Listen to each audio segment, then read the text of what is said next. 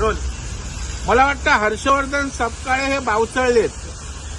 काँग्रेसमध्ये ना त्यांची कोण दखल घेत की सर्वसामान्य जनता, आणि म्हणून 6 महिने प्रदेशाध्यक्ष होऊन त्यांना अजून कोण महाराष्ट्रात ओळखत नाही प्रदेशाध्यक्ष म्हणून, आणि त्याच्यामुळे ते बावचळलेत. त्यांचं मानसिक संतुलन बिघडलंय.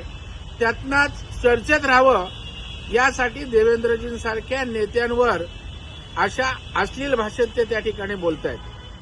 आता जातीपातीच्या पलीकडे जाऊन विकासाचं राजकारण हे माननीय नरेंद्र मोदी साहेबांनी देशात दाखवलं.